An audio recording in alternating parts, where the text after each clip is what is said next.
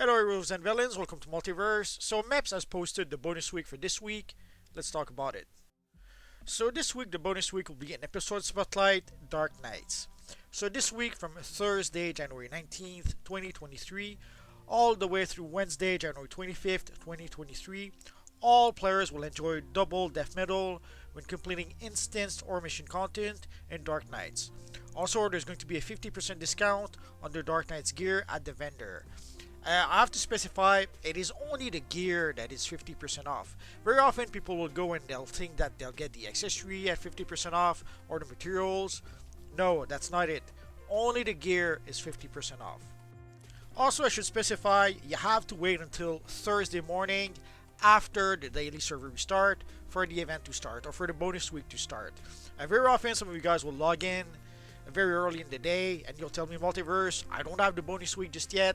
It is because you have to wait until after Thursday morning after the daily server restart. And if we do take a quick look at the current and upcoming events and content, so we still have the Secrets of Conduct time capsule. We should be due for a new time capsule anytime now. So if you enjoy the Secrets of Conduct time capsule, enjoy it now while you can.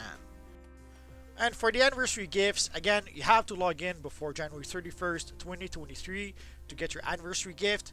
Although for the skip to combat rating CDR 333, you have to log in before January 31st in order to be able to get the gift, but then you can actually use it afterwards. So if you decide to create a new character in 3 months and 6 months and use the skip of that character, you can do that. Although the anniversary event itself will end on February 8th, so again, for the anniversary gift, you have until January 31st, but the anniversary event itself will end February 8th, 2023. And of course, we have the episode spotlight for this week for the Dark Knights. And we do know that the next DLC, episode 45, will be shocked to the system. At this point, all we know is spring 2023. We don't have an official date just yet. I mentioned the shock to the system in a previous video. I probably should have made a video specifically about that. Basically, Obsidian Chill and Darkman pretty much convinced me that I probably should have talked about it a bit more. Basically, shock to the system will include characters from the Milestone universe.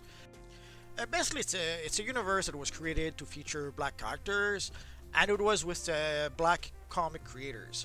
Although at the time, I have to admit, full disclosure, I had no idea it was supposed to be that. Because there's a few creators, like there's Jean-Paul Leon, who was, I think he was drawing a Static. I know the guy isn't black as far as I know.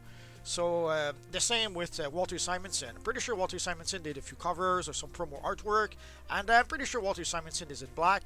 So at the time I was a bit clueless about the whole thing. I just thought it was a new universe that was created, the same as like there was obviously there was the Image universe that was created with a whole bunch of people that left Marvel, a whole bunch of artists that left Marvel and created their own universe. And then we had the Ultraverse. A bunch of writers got together and decided to create the Ultraverse. We had Techno Comics that decided to create a universe using creations from Isaac Asimov, Leonard Nimoy, Neil Gaiman, and probably someone else I forget. So basically there was these universes that were popping that people were creating. And at the time I thought that the Milestone universe was just one more of those. Way back when, you have to understand that I had no idea that a lot of the comic creators were black or white or green. Like, I was following the work of Mark D. Bright at the time. That's why, at the time, he was drawing an Icon. That's the one Milestone comic I was buying at the time. Later on, when we got Static with, I think, the Rebirth version with Scott McDaniel, that's when I purchased my first Static comic. But then again, way back when, I had no idea that most of those creators were supposed to be black. I knew that Dwayne McDuffie was a black guy because I had seen his profile in some Marvel comics. At the time when I saw that, he was writing the series Damage Control, which was a fun Marvel comics at the time. So when they created the Milestone universe, I wasn't a big fan of Dennis Cowan. I had seen his work on The Question, and his work was a little bit too rough. It was like Bill Sienkiewicz. I remember early on Bill Sienkiewicz was pretty much a clone of Neil Adams. I kind of liked his work when he was cloning Neil Adams, but at some point he was starting to be a bit weird and a bit more rough. And Dennis Cowan's work kind of reminded me of that, so I wasn't too big a fan of that. And Jean-Paul Leon's work on Static was fine, but I wasn't really, I guess, a fan of his. Although I remember his work mostly from the Earth X series he did with Alex Ross. I barely remember his work on Static at the time. And last time I read some of those comics, like I would flip through some of those comics at the comic shop, so that was like 30, 35 years ago. Dang, time goes by so fast. I remember Icon a bit more because I actually owned those comics for a long time. But like for Static, I remember mostly the Static from the Rebirth series, or from the TV show. Although it's one of those TV shows, I only saw a handful of episodes somehow. The same with there's the Zeta Project also that was supposed to be, I think, a part of the Batman animated universe. So somehow I only saw a few episodes of Static. Although even Batman Beyond, it took a few decades before I was finally able to see the whole Batman Beyond series. It happens. So I toyed with the idea of making a video talking about the upcoming Shock to the System DLC and how it was based on the Milestone universe.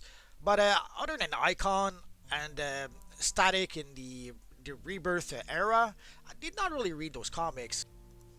So it would have been challenging to talk about those comics in any meaningful way, seeing how I only read some of those comics.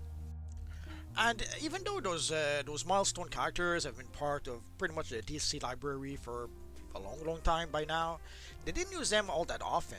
You would have thought, seeing how they're always talking about pushing diversity, pushing diversity, they would be using the milestone characters a lot more than they do, but somehow they manage not to use them. They even were supposed to have a relaunch a couple of years ago with the milestone universe, which I think they only did a one shot and that was it. So it's a bit of a mess on that front. Although I think part of the issue also is that basically those characters are not owned exclusively by DC, or are not owned by DC. They're actually owned by their creators. So maybe it makes things a bit more complicated, seeing how they have to deal with the creators and obviously they have to give them some money. At least I hope they're giving them some money. So that probably makes negotiations a bit more difficult when the time comes to try to use those characters in a TV show or in the comics. So it's always a bit strange when we see, let's say, J.J. Abrams wants to make a Superman movie, but he wants to turn Superman black. He wants to race swap Superman into a black guy. And you have to wonder why does he want to do that? Because there's no need at all to do that. If you want to do a black Superman movie, the answer is pretty simple. Make an Icon movie. And also at the same time, that would also mean that you would be giving money to the people who created Icon. Like Mark D. Bright, I'm sure could use a good fat check if someone ever made a Icon movie with the character that he co-created. So not only would that bring some black representation on the big screen, but also it would give some money to some black creators.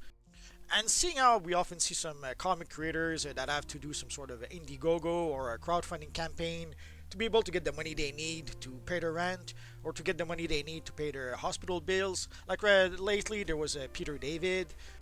He had some health issue and he had to do some sort of a crowdfunding.